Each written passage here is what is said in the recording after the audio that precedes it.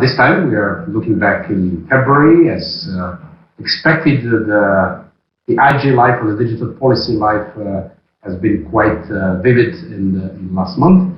So we'll try to provide a brief outline of what has happened in February, the main main policy developments, look into the three particular trends, and ultimately look into what's coming in March. At the end of this global overview, we'll again run through a number of regional updates to see what has particularly happened on the various regional levels. So let us start with the first overview of the events which took place in February. There was a number of events, obviously, globally. We selected some of them, and we'll provide a bigger focus on some of them in a couple of minutes. An interesting one is the Freedom Online Conference, which is taking place in Accra. It's basically a continuation of the work of the Freedom Online Coalition, a coalition of a number of countries working on online freedoms. It has been 2 years since the previous one, so it is a sort of a signal that the whole set of conference and discussions will continue. There were a couple of developments when it comes to the cybersecurity, particularly in the United Nations, the Open-Ended Working Group and the group of governmental experts. We'll get back to that as well as to the Munich Security Conference, because it focused mainly on the security aspects. And then, of course, the blockchain forum. There'll be a couple of more reflections when it comes to the blockchain developments. Moving on to what we look at as the main developments in the policy developments in February, and basically, as always, looking into what we call a barometer. What were some of the main issues that marked basically the February developments? When we talk about the global IG architecture, there was not that much on the agenda, except for we are seeing the outline of the InternetGovernace Forum program, which is going to take place this autumn in Poland, where the multi-stakeholder advisory group suggested the thematic tracks data, inclusion, trust, and environment. So environment is coming to the agenda officially of the Internet Governance Forum. Moving on to the sustainable development issues, there are some of the developments when it comes to the African continent, particularly a call by UNECA for countries to adjust their traditional development strategies to the digital era, and some attempts by the Belgian Development Agency with its partners to extend the satellite connectivity to 20 countries across Africa. Some interesting cooperation on the digital identity, particularly Scotland has investing more and more in testing digital ID prototypes, and also helping or cooperating with other countries such as North Macedonia. Moving on to security, we'll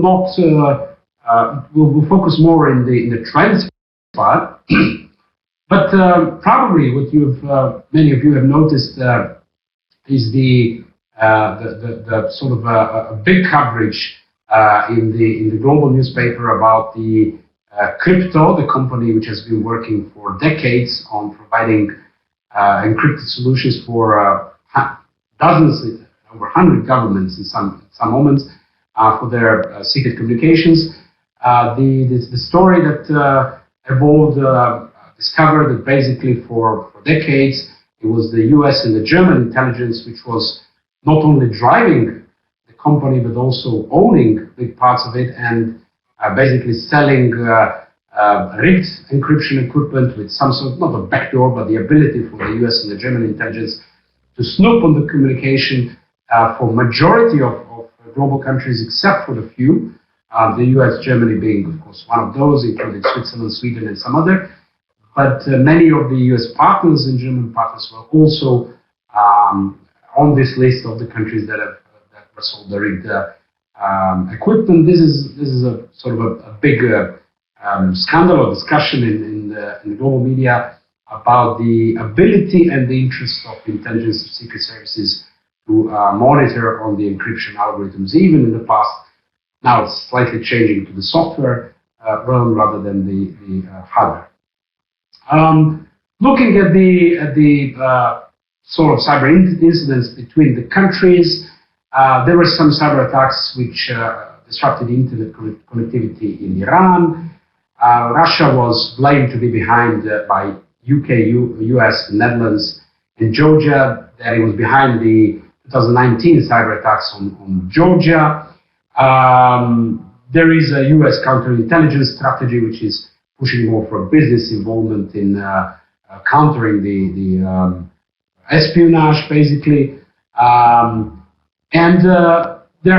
Malaysian CERT has warned about the cyber espionage campaign in Malaysia. There were some of the leaks again. The MGM records has exposed data of 10 million guests. There were some attacks on the US defense sector. Some good news about the cooperation, as we've seen in Ghana and Israel, working more on strengthening cybersecurity experiences. And lastly, the efforts by the UNICEF and Bangladesh, which is certainly something to commend, partnership to train 1 million children on online safety. We'll mention more or cover more on cybersecurity issues within the trends. But moving now to the e-commerce and internet economy, we have been covering that for months already, mainly on the gig economy. This time there are slightly different focus of developments. One of the main is again linked to the WTO negotiations within basically negotiations on e-commerce within the joint statement initiative, where we have seen the Philippines also joining the plurilateral negotiations on e-commerce. In February, from 11 to 14 February, there was the meeting of the joint statement on electronic commerce that within the WTO, which took place, and it basically aims to produce an agreement on e-commerce. Some of the focal groups discussed the topics related to electronic transactions, including discussions on e-signature in payment, then non-discrimination and liability, transparency, domestic regulation and cooperation, telecommunications, and so on. And we'll certainly be following more in the months to come on the WTO negotiations, particularly towards the WTO ministerial meeting in June in Kazakhstan. We are seeing again some pushes in relation to Huawei. The US has issued a new 45-day extension allowing Huawei to buy technology from the US companies. There is some of the US investigations by the authorities about the antitrust or acquisitions made by large companies, particularly Google, Microsoft, Amazon, Apple, and Facebook, so the big five.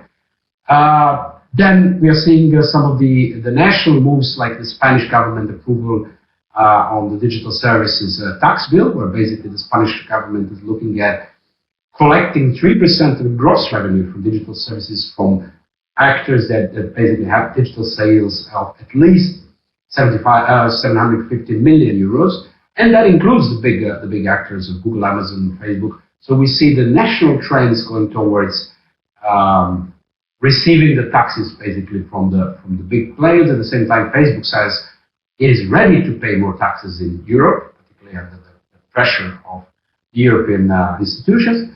There'll be more of the probably more of the G20 talks on the digital tax, which is pushed by the EU throughout 2020. And besides the taxing, we are seeing some of the taxation. We're seeing some of the digital currency developments. For instance, Sweden is starting testing digital currencies. But I will pass I'll pass the floor to my colleague Arvin for a couple of quick updates on where we stand with digital currencies. Arvin, the floor is yours. Thank you, Vlado, and hi to all. As Vlado mentioned, this month we had a development which is in a realm of central banking and virtual currencies. So this is, of course, one thing we cover in our briefings. Sweden's Riksbank, which is actually Sweden's central bank of National Bank of Sweden, announced last Tuesday they will start a pilot project for their first central bank digital currency. What this basically means is that Sweden is testing a new environment in which they will broadcast all of their money or every primary emission of Sweden's krona through a blockchain-based digital currency manner. This is, of course, in Sweden, particularly. This is announced earlier from 2016 because of the specific feature of Sweden economy, which is they're basically on the verge of becoming of a cashless society. Only 1% of their BDP is actually in banknotes and is circulating money, comparing to, let's say, for example, 11% on a EU state, the rest of the EU, or 8% in the United States. So Sweden is on the verge of actually emerging into cashless society, and as a reasonable step forward, they're thinking and testing central bank digital currency or electronic krona. Why is this important and why they're doing it now? Of course, this is pushed by the China's emergence of China's digital yuan, or actually a yuan which is issued by Central Bank of China. This development, China's digital yuan, actually pushed a lot of countries and central banks to think about their own unique digital currency. On the other hand, it raised a lot of concerns from other policymakers, especially for those who are thinking on global level about how will this reflect the impact of dollar on global economy and the impact of other currencies, established currencies from the sovereign countries on the global economy. Japan policymakers even make it clear that they want the next G7 meeting, which will be held in the United States, meeting of the most powerful economies or as we know it as the G7. Japan are pushing that the idea that the issue of creation of digital yuan, China's creation of digital yuan, to be on top of the agenda for the next meeting. They need to they ask for American colleagues to actually discuss on what will be the future roles of digital money in world economy, and can this actually influence let's say the power of dollar as a world currency. So we will follow, of course, closely this development around central bank digital currencies, or as it's showed, CBDC, which is now becoming coming at the top of the agenda for many central banks. For this, that will be it. Thanks a lot. Thank you, Aaron. We will definitely continue following on the developments related to cryptocurrencies. It's never boring in this field. Moving on to digital rights, which is also one of the very prominent topics this moment in February, and it's basically described by the ever greater aspirations of the governments to sort of follow on the privacy breach mainly by the big players.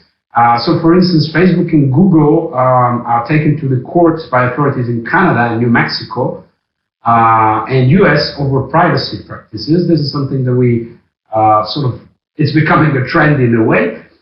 Colombia, at the same time, urges Facebook to enhance personal data protection measures. And again, we see Irish Data Protection Commission, which is very specific because of the place. This is the place where most of the giants are registered in the EU. The Irish Data Protection Commission launches inquiries into Google and Tinder this time on the basis of privacy and data protection. There is a specific case now in the US about the Clearview AI company. The Clearview AI company is a facial recognition company which is surrounded by controversy over its app that can identify people by comparing their photo to a database of more than 3 billion pictures obtained by scraping of social media and other internet resources. So we have seen Google, YouTube, Facebook sending a case synthesis letter to the Clearview AI, but at the same time, the Clearview AI faces second action lawsuit in the US. When it comes to the freedom of expression and the rights to access, we are seeing the new internet shutdowns reported in Myanmar. So basically, Myanmar is reimposing the internet shutdowns in conflict-ravaged region of Chin states. And according to a news report, Myanmar has again imposed a total shutdown of the internet in the state after partially restoring internet in the two states some five months ago. Of course, there are many more updates that you can see on the Digital Watch. This is in a nutshell. Looking into the jurisdiction and legal issues, in a way, we continue this trend of governments trying to have more of the control of what's happening in their jurisdictions, and we are seeing the Dutch court, which rules that AI-based system implemented by its government used to identify welfare fraudsters is actually illegal on the basis of violation of the protection of human rights and privacy. And then interestingly, we see, probably expectable, we see the Russian court fining Twitter and Facebook for breaching data localization regulation. This is something that was imposed by the Russian law that the companies would be compliant to storing the data of Russian citizens in the Russian territory. So basically, a failure to comply with this Russian data law. The court fined Twitter and Facebook 4 million rubles, which is about $62,000. In the US, we see more of the processes against Huawei, new charges by the prosecutors when it comes to the conspiracy to steal trade secrets from the US-based companies. In Ethiopia, we see the new law on the online disinformation and hate speech, basically criminalizing disinformation and hate speech. And then we also see the German government approves an online hate speech bill. So we're seeing more of these sort of attempts by the governments to, I would say, take over, but consistently control the jurisdiction or the digital services in their jurisdiction and even beyond.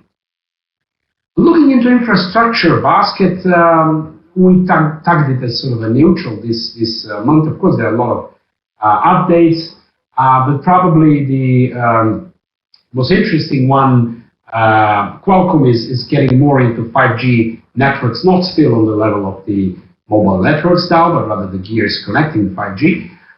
Even though there are some sort of initiatives covered later that Qualcomm and the other industries might get more into the 5G industry. But it's interesting to note that Sweden decided to keep Huawei in its 5G rollout plan. There will be no unilateral ban of the Huawei in Sweden. That's the Swedish Post and Telecom Authority confirmed. So this will probably increase the gap between the US and its partners when it comes to decision on Huawei or the 5G equipment coming from Huawei. At the same time, Huawei commits to the 5G for Europe, made in Europe, sort of the plans to be more acceptable in Europe. Lastly, and we've been following that in the recent months, is the proposed .org registry sale, which remains controversial. Some of the updates, there are many updates and many articles around that, so we're trying to follow all of that in the specific trends page. But quickly, in this edition, so the icon basically asks for more information on the proposed .org registry same. The French ambassador for digital affairs expressed concerns over the same. Then we've seen the Electronic Frontier Foundation asking the Federal Trade Commission to investigate the same, and the Ethos, which is the company basically driving buying the .org in a way, announced several public interest and accountability commitments. But I encourage you or invite you to visit our trend page on Digital Watch. Within the trends, you'll find the trend page on .org, and we try to follow that closely on what's happening when it comes to the .org. The last of this big chunks of topics or the baskets is the new technologies, Internet of Things, AI, and so on. There are quite some updates, but I invite Serena, who is following closely on that, to take over the floor and drive us through a couple of most important updates on the new technologies. Serena, the floor is yours. Thank you, Vlada. Hello, everyone, and I hope you can hear me well. I'll try to go quickly through some of the main developments under this category of new technologies, and some of them we will cover more in depth under the trends. So starting with that, I'm guessing most of you have seen that the European Commission has recently published some new digital policy documents, one of them a white paper on artificial intelligence, and the other one on a strategy for European data. And as I said, we will cover this in more detail in the trends. Beyond this development from the European Commission, we have Twitter, which has recently introduced a new policy for dealing with deepfakes on its platforms. Actually, Twitter calls it synthetic and manipulated media, and the new policy, which is supposed to enter into force soon on 5 March, actually says that users are not allowed to share deepfakes that can cause harm or are likely to cause harm, and if such tweets are identified, then they are subject to removal by the platform, and also the company intends to label tweets containing deepfakes as such, so people are actually informed of what they're seeing and how fake or true the information actually is. Moving on, back to the European Union, we have the European Parliament, which has recently adopted a resolution calling for stronger consumer protection rights and rules in the context of products that involve the use of artificial intelligence and automated decision making. It's actually a bit of a trend in the European Parliament to look into how the European Union is regulating the use of artificial intelligence and whether new measures are needed. And what the Parliament says in this new resolution is that consumers must be properly informed about how AI systems function and how the decision taken in the context of products can be checked and corrected. And of course, the resolution also calls for some sort of a common European approach to help ensure that the benefits of AI and automated decision-making systems are fully explored and the risks are mitigated. So, in a nutshell, more consumer protection rights and rules for European consumers in the context of AI products. Then also in an ongoing trend with countries adopting artificial intelligence strategies, we see the Hungarian government being almost ready to adopt its strategy. The government says the new document will be published soon, but it involved more than 200 institutions and companies which contributed to the preparation, so it will be interesting to see what it actually contains. Moving to a bit of a different topic on self-driving cars, Uber was granted a new permit to restart testing self-driving cars in California. In fact, the Department of Motor Vehicles there in California has issued permits for testing self-driving cars on public roads to over 60 companies, so that's quite a lot. But what's particularly interesting about Uber is that the company decided back in 2018 to stop the testing of autonomous vehicles there in the context of an fatal accident which involved one of these cars. So now the new permit will see Uber resuming the testing, and the company intends to start with San Francisco. It's not exactly clear when people will see cars back on the road, but it will happen soon. Then we see Australia, which published a national blockchain roadmap. The overall goal is for the country to take an active role in attracting industry and research on this technology. And the roadmap is also suggesting the creation of a few working groups that would analyze blockchain use cases, in particular in areas of agriculture, education, and finance. Two more updates on artificial intelligence and quantum computing, and this relates to, again, governmental initiatives. First of all, in the United States, the White House has released its proposal for the country's budget for the 2021 fiscal year, and the proposal includes significant increases in funding and research focused on quantum information sciences and non-defense artificial intelligence.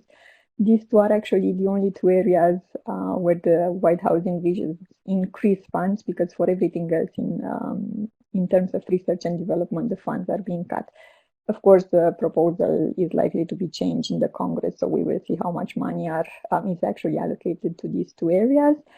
And India is also planning to invest quite a lot in quantum technologies over the next 5 years, as the country has committed a budget of almost $1 billion in research and development around quantum. And these are the main developments around these new technologies. More on them in the Digital Watch. Back to you, Vlada. Thank you, Serena. Now we realize that in the last maybe 20 minutes we have actually gone through over 30 or even more updates. So it's really an overwhelming set of updates. It's more and more like that. But the good news is that all of that is available on the Digital Watch. So you can always go and check whether there are other updates that you're interested in. Now we are moving on to a little bit slower part of the briefing, focusing on these main developments. We always try to get up to the three maybe trends of the month, which we can identify. So what are the main policy trends in February? The three trends that it was not easy to decide, but here are the three suggestions. And let's start one by one. The first trend, in a way, is the shaping of Europe's digital future, European Commission's plan. We've seen a lot of new steps taken by the European Union in shaping the cyberspace for its own strategy. So I pass the floor back to Serena to run through the main developments and maybe comment a little bit on the new positions of the European Union and how this can impact the global digital sphere. Serena, back to you. Thanks again, Vlada.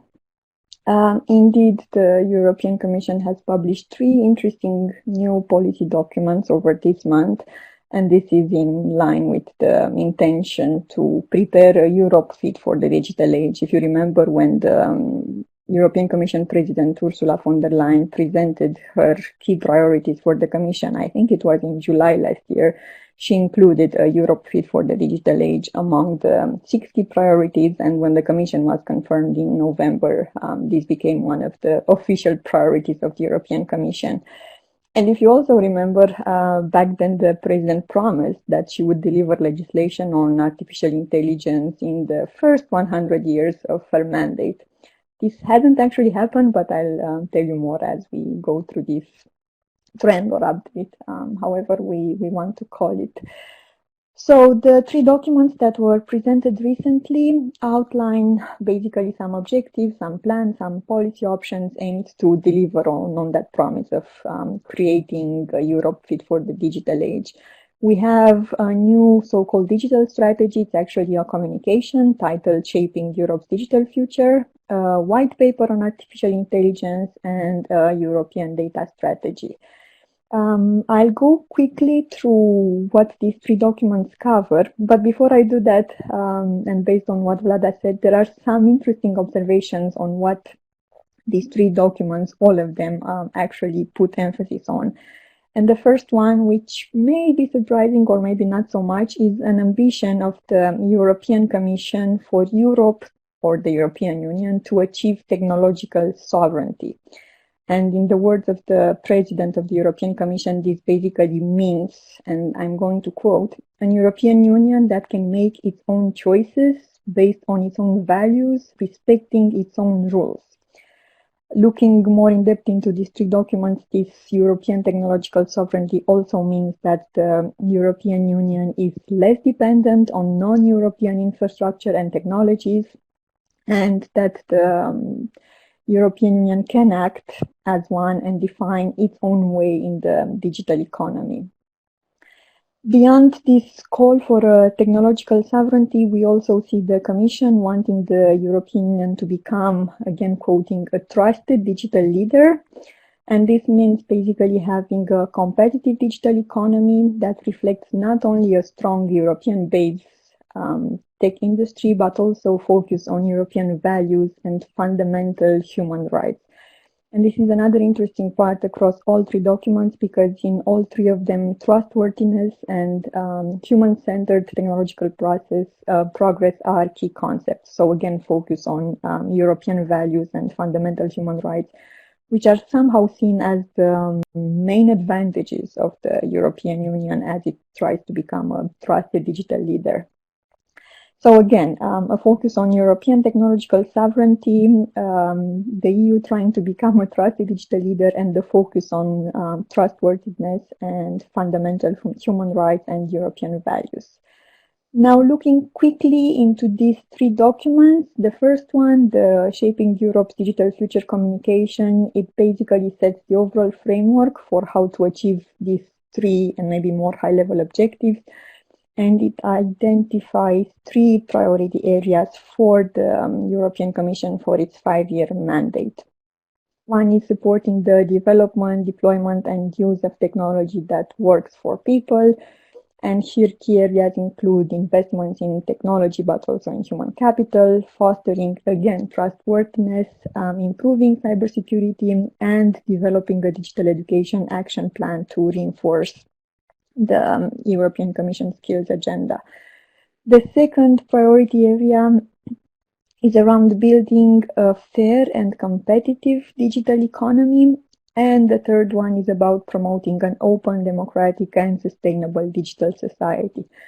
And beyond these three key priorities, there is also a focus on Europe as a global player in the digital debates. And if you go in depth into the strategy, it outlines areas such as making sure that the EU is leveraging its regulatory power, then diplomatic strength and external financial instruments being used to advance the European approach and shape global interactions around digital policy issues. And also, quick interesting point, ensuring a digital presence of the European Commission and other EU bodies in the EU's enlargement, neighborhood, and development policies. So promoting, again, the EU digital policies beyond the EU border.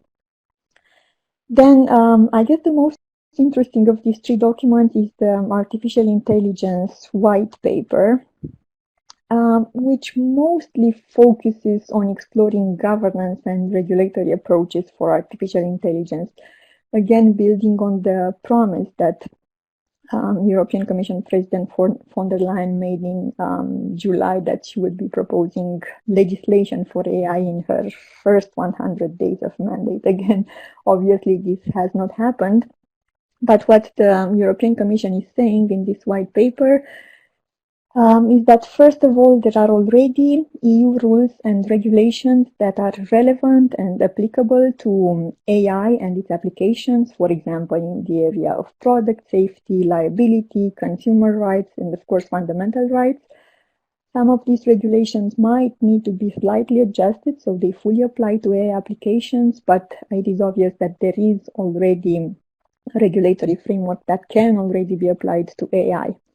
However, the Commission says that new legislation that would be dedicated specifically to artificial intelligence may be needed, and this would be part of the European Union efforts to make the EU legal framework fit for the current and anticipated technological and commercial developments. And that was a quote.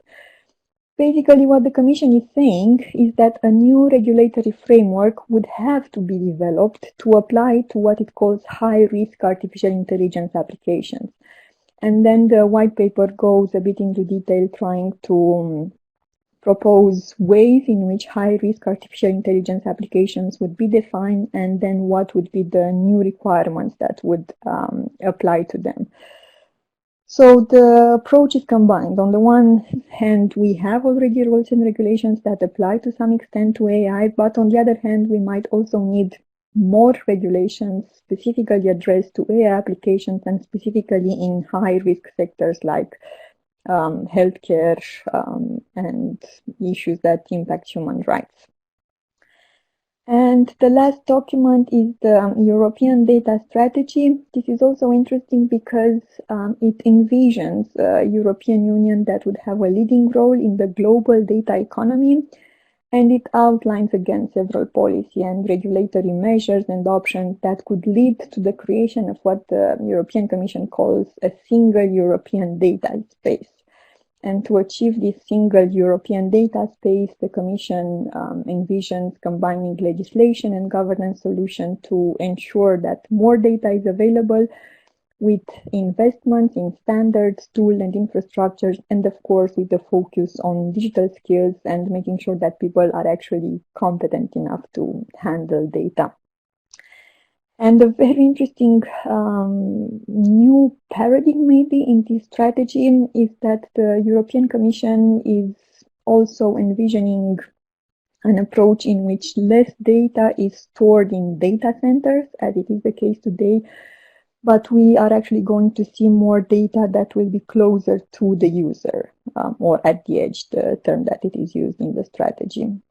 And building on the plans to create a broad single European data space that would encourage the use and reuse of data for innovation, for developing new products and services, for improving the provision of public services, and so on. The Commission specifically plans, or actually recommends, the development of common European data spaces in 9 key areas, including manufacturing, mobility, so around transport, health, financial data, energy, agriculture, public administration, and skills. And then it goes a bit into detail explaining what this would mean.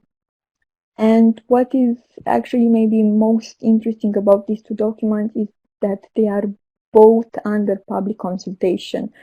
So again, instead of actually coming up with a direct proposal for new legislation, the Commission is saying, well, this is what we have been thinking about. These are some policy options. We think this can be done. What do you all think? And it will be interesting to see how specifically the European industry is reacting to this proposal, as we see quite a lot of focus on new rules and regulations. We will be covering all these 3 documents in the Digital Watch newsletter, which will be published towards the end of this week. So for a more in-depth analysis, keep an eye on our website and read the newsletter. And for any questions, concerns, you can write in chat and I'll be happy to at least try to respond. Thank you. Thank you, Serena. Excellent overview. And I think it is quite an important signal that Europe is getting more serious in this field of AI and the data in general. Moving on to the second trend, I should have told you, even though there is a good element of surprise, I should have told you all the 3 trends at the beginning. So the first one is Europe's digital future. The second one is related to digital health, or the health and digital aspects. And the third one to cybersecurity or the cyber conflict and cyber norms discussions and so on. So moving on to the second trend, I guess none of the events, including this webinar, could pass without actually mentioning coronavirus in one way or another, but there are solid reasons for that, of course, not just as a buzzword. There is a huge interplay between, and growing interplay between health and digital technology, which is coming into focus. So I pass the floor to my colleague Natasha, who is going to run through why this trend is basically on the spot in February and what we can expect in the next months. Natasha, the floor is yours. Thank you, Vlada. So before we dive into the updates, I would just like to say a few words on some of our work on the Digital Watch, on the interplay between health and digital technologies. So first, given that digital technologies are increasingly being used in the medical and healthcare sectors, we have mapped out the relationship between the two disciplines from several angles. The first one is probably the most obvious one, which is our trend page on digital health, where we look at the different applications of digital technologies in the healthcare sector, such as mobile health, that basically refers to the use of applications in detecting or preventing health issues. The second one is predictive analytics that relies on big data to predict health conditions. Our second overview of the relationship between digital and health is the policy overview of the coronavirus outbreak, and we will discuss this in a bit more detail shortly. The last one is our issue page on sustainable development that basically maps out how digital technologies can help in the realization of SDG 3 that focuses on good health and well-being, in particular targets 3.6, 3.7, 3.8, 3.D, and 3.C that tackle the prevention of accidents, universal access to healthcare, and capacity building. So back to the key developments in February. From a broader point of view, recent developments show that AI is increasingly being used in medical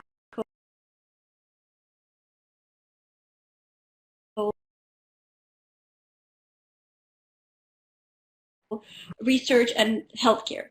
For instance, AI is being used in the discovery of new antibiotics, where researchers from the Massachusetts Institute of Technology have developed an artificial intelligence model that was able to identify a new powerful antibiotic.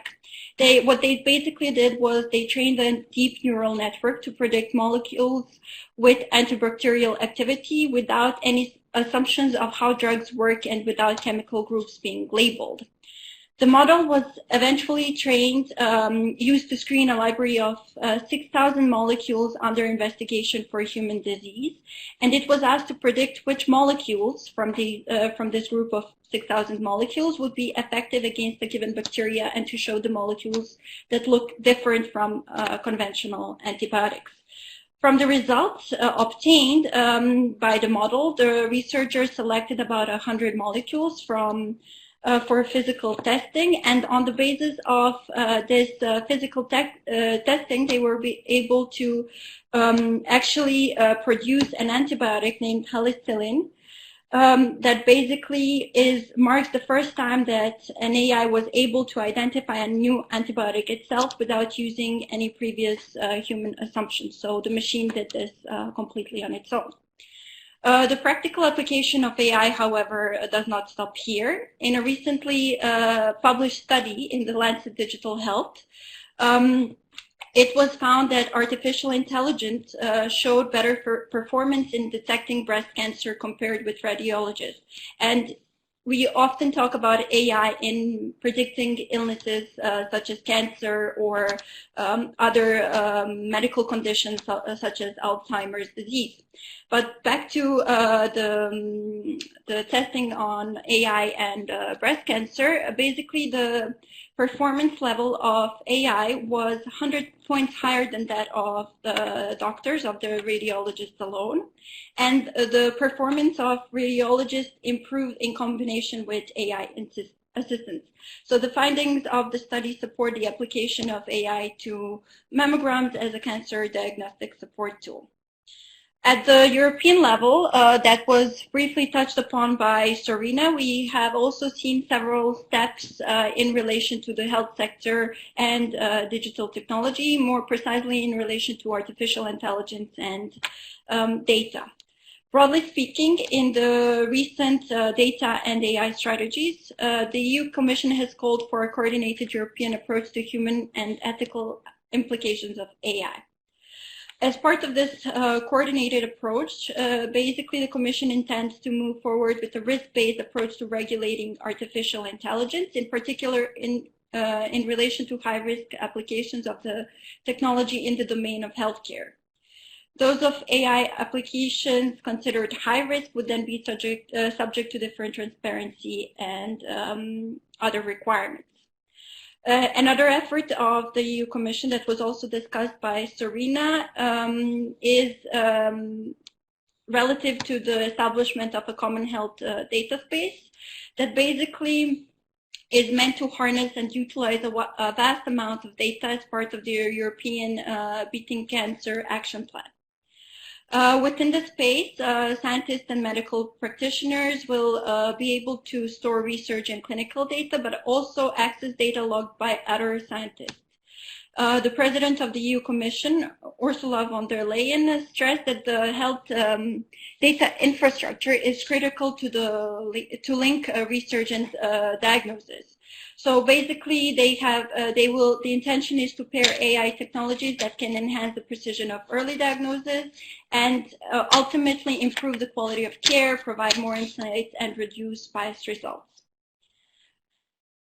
Then we also have a couple of updates in relation to the coronavirus that I mentioned before. And here we will basically look at the much talked about outbreak of the coronavirus and how it is related to digital technologies, but also the different digital policy implications.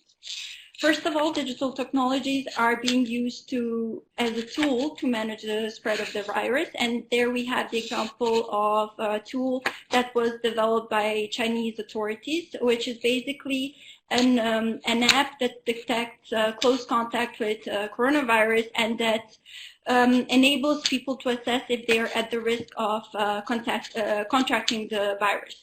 The app was developed in collaboration with the General Office of the State Council, the National Health Commission, and the China Electronics Technology Group corporations.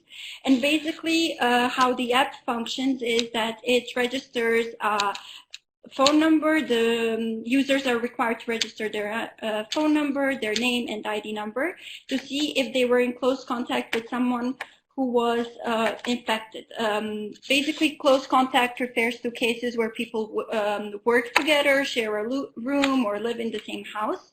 And on the basis of this information, the app is able to make its predictions. This specifically applies to medical staff, family, or other people who have been in close contact with patients. AI technologies are also being used to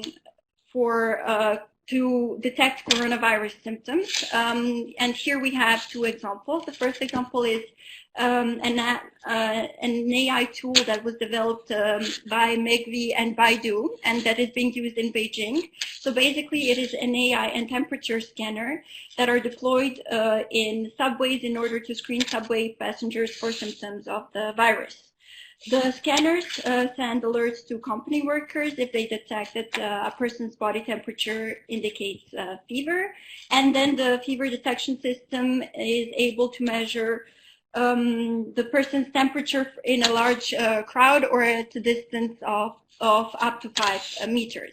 It can also measure the temperature of up to 15 people per second at one checkpoint, and also measure the temperature of individuals as they move. Singapore has developed also a similar temperature measuring AI screening tool. The Integrated Health Information System in Singapore, in partnership with iThermo, has developed basically a tool that replaces the need for manual temperature screening like the one in Beijing. And the idea is to reduce the time needed to conduct temperature screening and the exposure to risk to viruses of medical staff in particular. These AI-powered solutions can basically recognize human facial features from the thermography to measure temperature of the forehead, for instance, and it provides status and real-time updates on a dashboard that can be connected to multiple cameras at different locations. It also enables remote status monitoring at respective sites. Our second use of digital technology in relation to the coronavirus is related to information sharing on the virus itself and capacity building. To that end, the World Health Organization has released an online course on the coronavirus. And basically, even though the course is intended for health professionals, it is also open to the general public on its online platform called Open WHO, because the idea is to get as many people as possible aware of this health emergency. It is also, the idea behind it is also to reach millions of people across the world and provide them with accessible learning resources. So the online course that is entitled Emerging Respiratory Viruses, including NCOV, Methods for Detection, Prevention, Response and Control, is being produced in all 5 UN languages and as well as Portuguese. So it is really available to the wider public.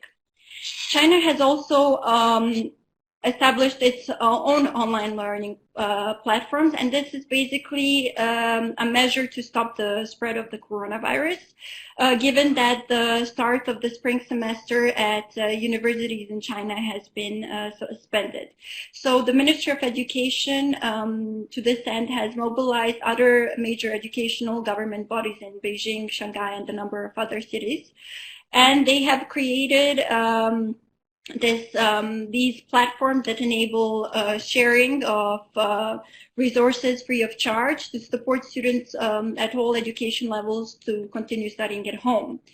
The home study initiative will last until schools reopen. Most of the leading Chinese universities have been asked to support the initiative by providing their free services in order to meet the needs of the diverse learners. The Open University of China. Can I stop you there? Yes. To say something of the content also for the newsletter and sort of just add one more point on the health one, and then we move on, because we're coming closer to the end of this global part and then moving to the regional updates. It's certainly the issue of the ICANN meeting, which has been cancelled in vivo but turned to online. So this is the first such a massive meeting, particularly by ICANN, which will be, because of the corona outbreak, basically held online. And Nigel is there to type more information, but I'm sure you can learn more from the ICANN website. I'll move on quickly to the third. Thank you, Natasha, again for the jumping. By the way, you mentioned that on the Digital Watch Observatory we have a full part of the website and trends which is related to digital health, and you can turn to more updates over there. The third trend of the month quickly is basically the cybersecurity, again high on the agenda. And particularly interesting is the Munich Security Conference, which is, of course, one of the biggest security conferences in the world, with all the major players on the highest possible level. It had a dedicated session on internet security or cybersecurity, but it was not the main highlight. The main highlight was actually that the high-level conference had a lot of sort of cross-cutting discussions which touched upon security, many discussions related to technology, and it signals that cybersecurity is becoming a high-level mainstream, being embedded in discussions on national security, overall peace and stability, cooperation and partnership, economy and trade, and so on. The highlights were, of course, the US and China relations, where we had the US officials, including the Secretary of State, again talking about the risks from the Huawei and Chinese equipment on the espionage. Chinese foreign minister responding that all of that is basically a lie and a sort of a coverage for the US trader, or basically trying to push back on the rapid development of China. And the Chinese minister offered to sit with the US and have a serious dialogue. 5G and Huawei in particular were in focus again, where it's interesting that the US Secretary of Defense sort of signaled that the US is going to motivate tech companies to develop alternative 5G solutions. So we are seeing a possible push by the US, particularly in terms of companies like Ericsson, Nokia, and Samsung, which are not the US companies, but possibly, as the Economist reported, some sort of a more support of US-based companies like Qualcomm and Cisco turning into the realm of the telecom gears for 5G. There were other good points and cooperation points, like German and Singapore defense ministries discussed cooperation. Facebook CEO Mark Zuckerberg was basically signaling the willingness to take down more or get more serious in taking down the fake news and the content aspects. The other part of this update on security is certainly the discussions within the UN on international law, applicability of international law, the cyber norms, confidence building measures, and capacity building. The first one was the second meeting of the open-ended working group, where we had a number of statements by the governments. Not that many radical changes in the flow of discussions. But we can maybe see more of the demand on sharing information and practice on how the application of international law is understood by the main by the countries, which is interesting because that's actually what is a part of the mandate of the other group of governmental experts. Same thing was raised here, and Mexico stands out with some sort of proactive suggestions, for instance, that the International Law Commission should conduct a study in this regard on the applicability. Human rights were high on the agenda again, mainly by the Western partners and some of the Latin American partners, trying to align themselves with the newly adopted statement of the Freedom Online Coalition on Human Rights. There was a sort of slight advance in confidence building measures with the proposals to establish a global repository, trying to push more for or synchronize the norms and CBMs developed on the regional fora. There were also some pushbacks on that because the regional fora doesn't include everyone and so on. And then when it comes to the capacity building, certainly the principles of capacity building were discussed, and it was mentioned that not only the UN, but also the Internet Governance Forum, the Global Forum on Cyber Expertise, could be those places where capacity building could be performed. And on the future of the institutional dialogue, there is still a big gap in positions where a number of states looks for the new mechanisms or new venues. Majority of states still stresses that the existing two forums, the GGE and the Open-Ended Working Group, are the forums to be discussed. But there are also some alternatives discussed beyond the UN or as an addition to the UN processes, such as the discussion by all the stakeholders, such as in the form of Geneva Dialogue on Responsible Behavior of Cyberspace, which is run by the Swiss government in cooperation with Diplo, or the Paris Call for Trust and Security in Cyberspace, and so on. The second meeting of the global group of governmental experts has started this week. It's rather a closed process with only 25 countries in. The very few information on the GG from the first meeting. This second one is in Geneva, not in New York. We'll see, maybe this will shift a little bit of the availability of the information, what's happening within the GGE. Globally, the mandate is similar. It's the norms, the CBMs, applicability of international law. The third session is in August. The fourth session is in May 2021. And then next autumn, we expect a report from the GGE, if any. In the meantime, some countries are basically defending their detailed positions on, or proposing more detailed positions on the applicability of international law, in particular UK, Estonia, France, the Netherlands, US, Australia. But there are many more key players which are still awaited to set their own tone. And we are following all of that within the GG and Open-Ended Working Group process page on the digital watch. Closing this part with what's coming in the next month. Of course, some of the major events in March, the Human Rights Council, the ICANN 67 online meeting, quite a specific one. We'll see how it goes. And then a number of course, the full list of events is available on the Digital Watch website. And then from our side, the Geneva Internet Platform and DiploFoundation, there is a bunch of interesting things. The newsletter, as mentioned, will come up in the next phase, so we'll cover most of these, particularly security issues and all the others mentioned in greater details with more analysis. The road to burn via Geneva, with a focus on data and open data, and the impact of data in terms of trust, security, and privacy is taking place on 13th of March. You can see more of the information. And of course, our next digital policy, IgBriefing, is the last Tuesday of the month, 31st of March. I haven't seen much of the questions now. Marco can alert me if there is any of the particular questions, but thank you for the comments, and I think Marco managed to respond and provide you with all the links necessary. Thank you, Marco, for the quick feedback. Of course, you're feel free to share more of the information. Thanks, Wim, for the information of the IGF statement on the open-ended working group. And now, finally, we certainly need to focus on the regional developments, which are very interesting. So I'll briefly pass the floor to Andriana to guide us to the regional updates from Asia, Africa, Middle East, and North Africa, and the Caribbean region, and finally, of course, the African region. Andriana will then pass the floor to the curators. Andriana, the floor is yours. Thank you, Vlada. And since we are running short on time, I would just like to thank my colleagues for the overview of digital policy in February, and just dive right in. First, we have Amrita Chowdhury with updates from Asia, specifically from Pakistan, China, and Australia. Over to you, Amrita. Hello and welcome to the regional update from Asia for the month of February.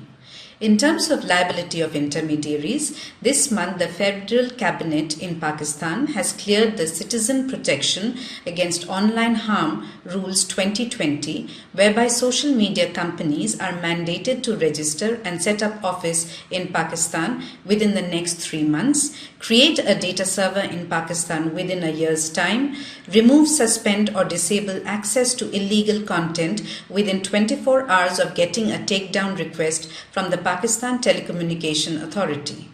The rule has been opposed by several civil rights organizations and technology companies, citing that it would cripple the digital economy of Pakistan. In China, in a bid to contain the coronavirus from spreading, artificial intelligence and temperature scanners are being used in Beijing to screen subway passengers for symptoms of the disease. Chinese AI companies Magvi and Baidu have implemented AI-powered scanners across several subway stations to detect passengers' body temperatures. The fever detection system developed by Magvi is said to be able to measure a person's temperature in a crowd in a distance of up to 5 meters and measure the temperature of up to 15 people per second at one checkpoint. Baidu's system is set to detect the temperature of masked people on the move within an error of 0.05 degrees Celsius.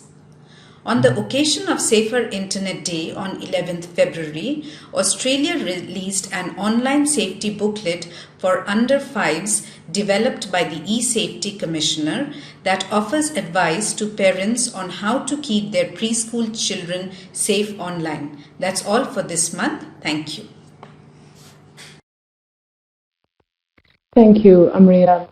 Next, we have Dennis Fontambeau, who will highlight the developments from Africa, an interesting program in Zimbabwe, and Facebook's activities in Africa regarding Safer Internet Day. Fontam, over to you. Greetings to everyone. This is Fontam Denisdo with Internet Governance Update for the month of February for the African region. I start in Zimbabwe, where on the 3rd of February 2020, William Sachiti, a UK-based Zimbabwean artificial intelligence and entrepreneur, published an open-source technology called Trees of Knowledge to improve educational access in Africa using smartphones. The technology uses a tree or a landmark with a microcomputer to broadcast a Wi-Fi connection, giving access to educational content to any mobile device that is located within a radius of 100 meters. A solar-powered battery charging station is also available for users. Sachiti said the technology is a solution to the challenges of low 3G coverage, high data cost, and phone power faced by education in Africa using smartphones.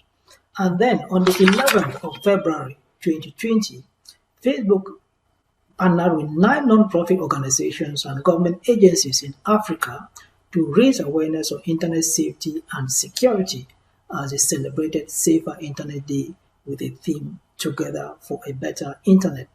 The partners this year were from South Africa, Kenya, Nigeria, Ghana, Madagascar, Tanzania, and Zambia. Jocelyn Mohoto Remy, Strategic Media Partnership Manager for Facebook Sub-Saharan Africa, said they offer many tools and platforms to give people control over their experience, and they work together with partners to raise awareness on the practices, resources, and tools available for online safety. Thank you very much. Thank you, Foncham. We now have Noha Fati with updates from the Middle East and North Africa. Noha will tell us more about the World Bank Group initiatives which support women entrepreneurs and about the report of the International Data Corporation on ICT spending. Over to Noha. Hello, this is Noha Fathi. I cover internet governance developments in the Middle East and North Africa region. The first update in February this year is coming from the World Bank regarding women entrepreneurs in the Middle East, aiming at promoting startup financing and e-commerce markets for women entrepreneurs. The World Bank Group launched new projects during the Women Entrepreneurs Finance Initiative that was organized in Dubai this month. The first is a Scale X program by IFC, the World Bank's International Finance Corporation. The program aims at addressing the gender financial gap through providing incentives for venture capital funds to women entrepreneurs in emerging markets. The second is partnership between the World Bank and UPS to help women entrepreneurs in the MENA region to grow their businesses by assisting them in successfully leveraging e-commerce platforms. The second update is coming from the International Data Corporation, IDSC latest report. According to the report, governments in the Middle East and Africa spend around $13 billion on information and communication technology in 2019. Experts at IDSC expect this figure to mount up to more than $15 billion by 2023. This is because governments across the region are under pressure to become more efficient and effective. Yet, according to IDSC, many government entities are still not prepared for the digital redesign. For these governments to find their ways to integrate 5G, artificial intelligence, and blockchain, or even protect against intrusions on digital trust, they have a new set of IT skills to learn and adopt. Thank you. Thank you, Noha. At the end, we will hear from Andre Edwards with updates from the Caribbean region. Andre will update us on secure data exchange in the Caribbean and the British Virgin Islands cybercrime law. Andre, please go ahead. Andre Edwards with Caribbean updates. Estonian Cybernetica and Cloud Carib to implement secure data exchange in the Caribbean. Estonian tech firm Cybernetica and Caribbean cloud services provider Cloud Carib are partnering to implement a secure and resilient data exchange. This exchange can be used by regional governments to implement dedicated e-government solutions. Cybernetica is an expert in the delivery of e-government solutions across the globe, and Cloud Carib is a leader in providing secure cloud services within the Caribbean region. Iman Sheehy, Cloud Carib's director, expects this agreement to represent a commitment to regional transformation. It is expected that this initiative will result in significant savings of time and money for governments, businesses, as well as citizens, as governments are able to provide additional e-services. This initiative aligns with the regional government's commitment to a single ICT space. British Virgin Islands passes Cybercrime Act into law. British Virgin Islands Governor Augustus Jaspert on February 12th made the amended Computer Misuse and Cybercrime Act of 2019 law. Jaspert confirmed that consideration was given to the provisions of the legislation and the concerns of the media about freedom of expression. The major amendments are to protect against nefarious online behavior, for example, identity theft and cyberbullying. Assurance has been given that these amendments will not be used for the curtailing of press freedom or suppression of the freedom of expression within the democratic society. Jaspert stated, "My view is that freedom of expression can and should include the right to appropriately say things that others may not want to hear. Social media and online platforms are necessary in a democracy for discussion, exchange of information, and opinions." Governor Jaspert has recommended that the Director of Public Prosecutions draft guidelines for fair prosecution of offenses under the Act without the compromise of freedom of speech as guaranteed by the Constitution. Thank you, Andre. Many thanks to Amrita, Foncham, Noha, and Andre for sharing the updates from their regions. That brings us to the end of our February briefing. I'll now give the floor back to Vlada for the wrap-up. Vlada, over to you. Thank you, Adriana. As always, the value of the regional updates is amazing. There are so many interesting bits in there. And thanks for your colleagues also for preparing that. At the end, a brief reminder for all of you that the February Digital Watch newsletter covering all of that plus more and more details will be ready in a couple of days. So stay tuned and download and read with a bit of morning coffee or evening one if you wish. And another update for those that might be more interested in the open-ended working group in cyber norms discussion is that we have followed the open-ended working group in February and provided detailed reporting from each and every session. So you can simply visit the Digital Watch website and also the GG page, and you can run to the open-ended working group reportings. Many thanks for joining us today, and thanks for the whole team, Andriana, Natasha, Sabrina, Arvin, and all the others behind the scenes that have helped. And see you last Tuesday of March to get back on what happened in March and what's coming in April. Thank you and bye-bye.